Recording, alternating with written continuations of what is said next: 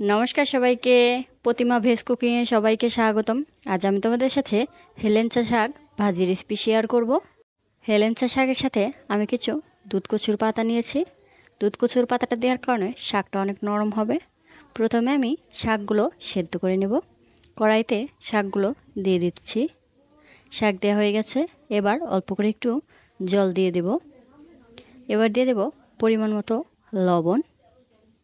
এবার একটু নেড়ে নেব।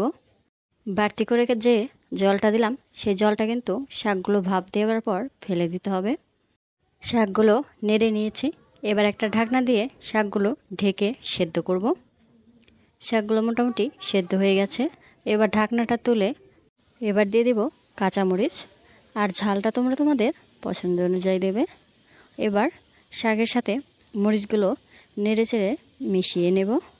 শাকটা মোটামুটি সেদ্ধ হয়ে গেছে, এবার নেড়ে ঢাকনা দিয়ে আরও 1 মিনিটের জন্য ঢেকে দেব।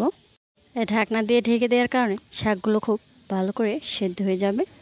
এবার ঢাকনাটা তুলে শাকের যে বাড়তি জলটা আছে সেই জলটা আমি ফেলে দেব। এবার দিয়ে দেব ফোড়ন। প্রথমে দিয়ে দিলাম সয়াবিন তেল। এবার দিয়ে দেব থেতো করে রাখা আদাটা একটু লাল লাল করে ভেজে নেব। আর দিয়ে দেব শুকনো মরিচ। শুকনো মরিচটাও একটু লাল লাল হয়ে আসলেই এবার সেদ্ধ করা শাকগুলো দিয়ে দেব। শাকগুলো যেহেতু গরম, তার কারণে খুন্তি দিয়েই আমি শাকগুলো অল্প অল্প করে কড়াইতে দিয়ে দিলাম। এবার নেড়ে চেড়ে ভেজে নিলেই শাক ভাজা হয়ে যাবে।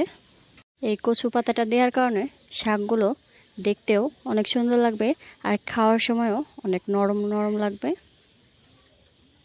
তোমরাও একদিন এভাবে এই শাক ভাজাটা করে খেয়ে দেখবে, আশা করি খুবই ভালো লাগবে।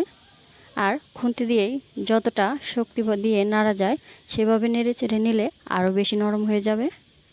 আজকের এই রেসিপিটা তোমাদের কেমন লাগলো অবশ্যই কমেন্ট করে জানাবে। সবাই ভালো থাকবে, সুস্থ থাকবে। নমস্কার।